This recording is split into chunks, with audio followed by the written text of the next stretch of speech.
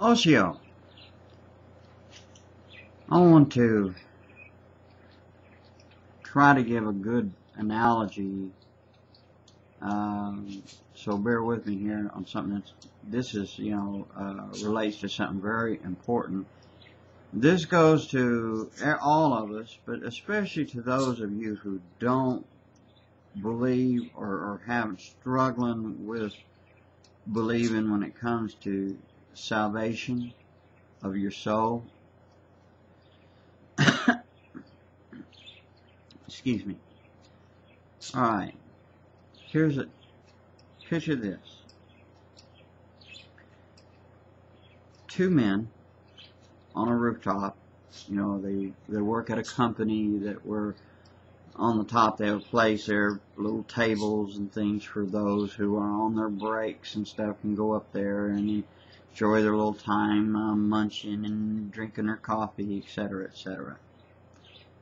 Okay, but at the same time as these two men are on this rooftop on their break,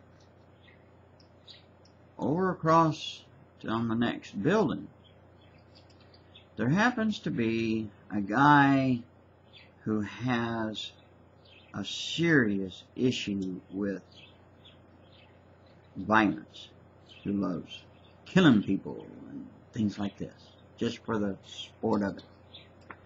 Now, this man has a high-powered rifle with a scope, the bolt cocked and back and all this.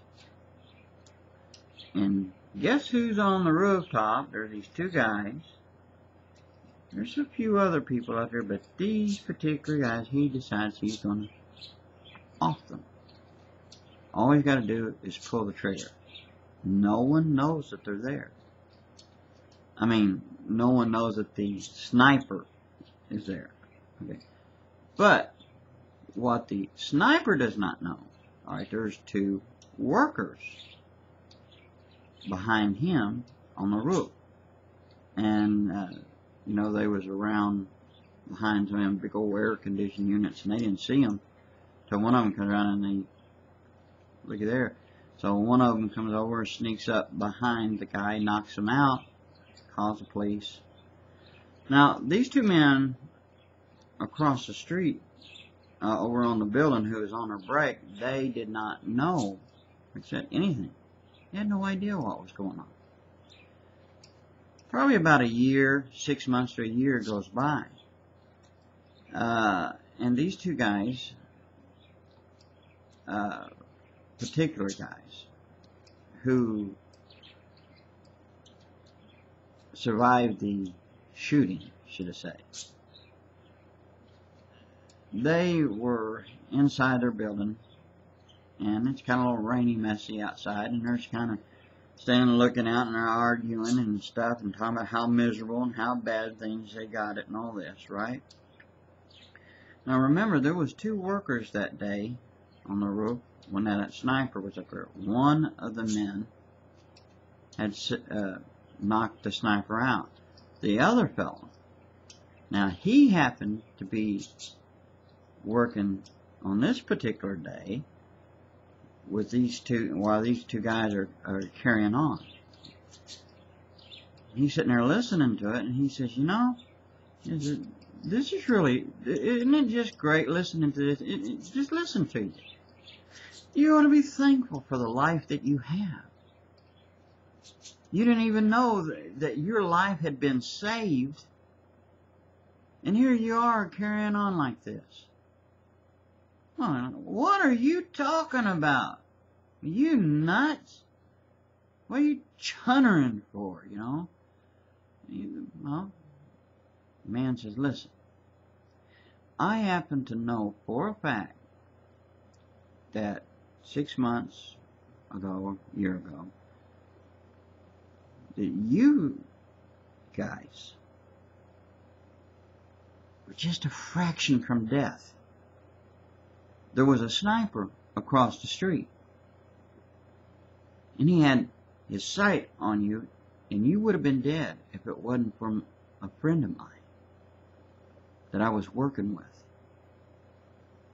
who happened to save your life. And then just kind of looking at you guys and listening to you, kind of wonder why.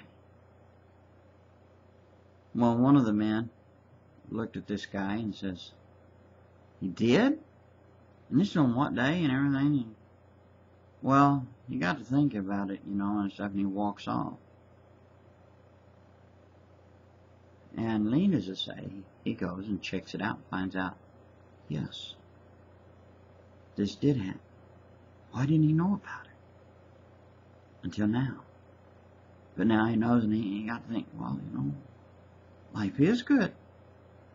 And he started learning to appreciate things a little bit more. I mean, the fact that he was alive. Why should he be griping and fussing? Now, the other fella, he didn't want to believe it. He just goes on and keeps on and goes out through his life until one day he dies. Now, you people out there, here's the thing. Jesus died for you. He already saved you, so to speak. But you do not accept it. Oh, you don't even know what he did. Jesus Christ made a way for you.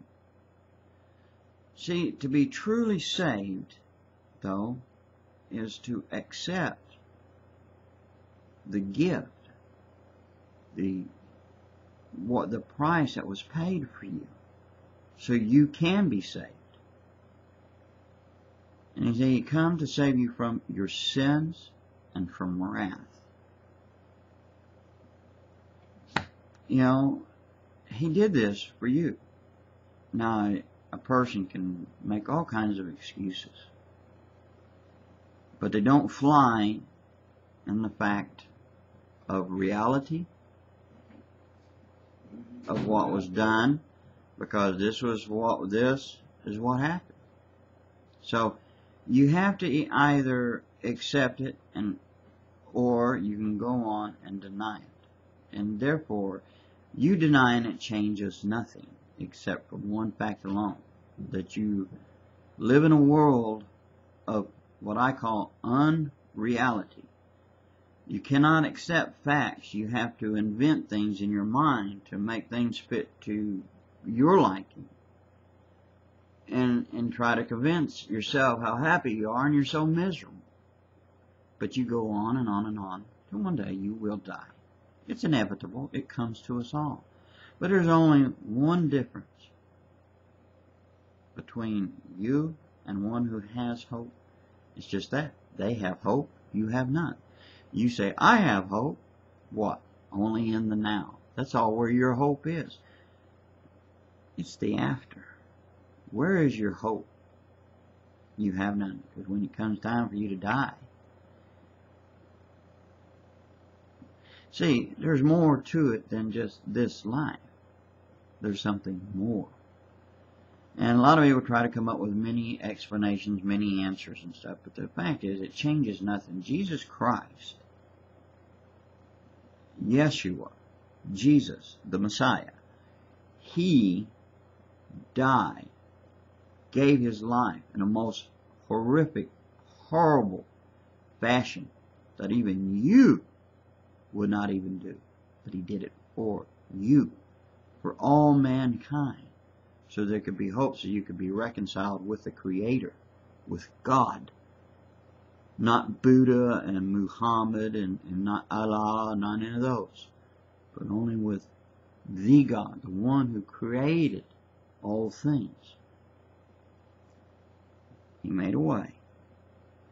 Now, the thing is, a lot of you had been raised up around church at some point, or you're familiar with it, or had neighbors, so you have no excuses. Oh, well, you make them, but there is no excuse. You know one thing that you was told about Jesus Christ, the gift that He, the price that He paid for you, that what God had given for you, His Son, to die on behalf of sorry mankind, so that we could have hope, be reconciled with the Creator, to be one with Him. He did this for you,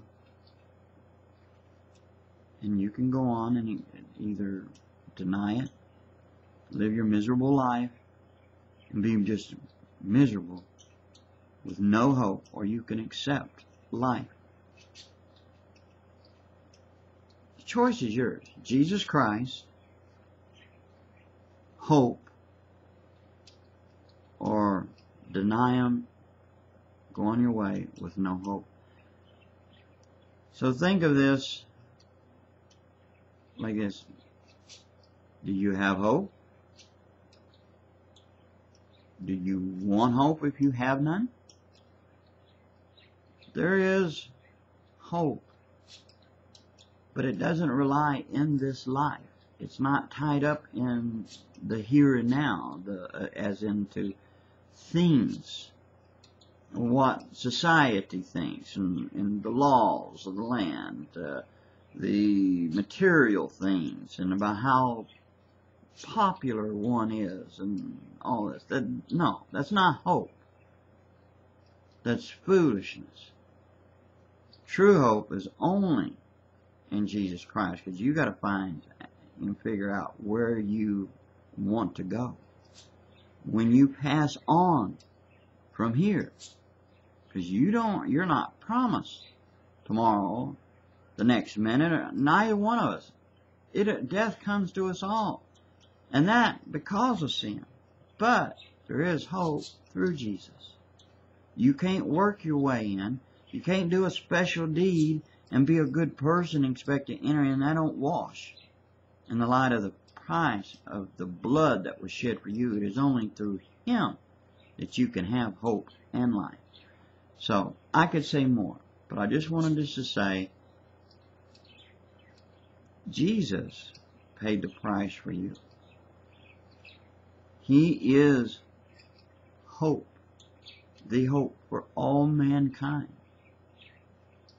So the question really lies with you. Do you want life? Or no, do you want hope? Or you want to be just miserable? So a lot of people say, well, I'm a Christian, but most people who are totally miserable and stuff in their life and stuff have never truly accepted Christ and really put their faith in Him, and they'll call themselves a Christian. You got to put your faith and hope, everything, into Him. It says in the Bible to love the Lord your God with all your heart. He mentions, says, with all your soul. Can that truly be said about you? Think about what God has done for you. You've heard the story. So now what are you going to do with it? No one can make you. It's a choice. So I'm hoping that at some point, whether today, now, this second, tomorrow, if there is a tomorrow for you, whenever, is that I hope that you find hope in Jesus, in your life. That is what I hope. So, I'm not this great speaker, and I don't pretend to be. I just try to be who I am. I'm not content to go trying to be like others, who's got the best video and who can speak more better than the other one. I'm not in that. That's fakery. You got to be who you are, and not trying to pretend to be someone else. And I can only be who I am. And the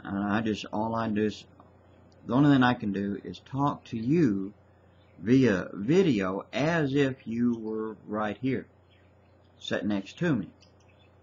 Just telling you what I'm thinking, how I feel, or my thoughts and things, So, there it is. I'm not the best speaker, but I hope at least maybe you'll think about Jesus Christ, about hope in your life. So God bless you, and I hope that you have a great day, and I hope that you do have hope. Shalom, man. I hope.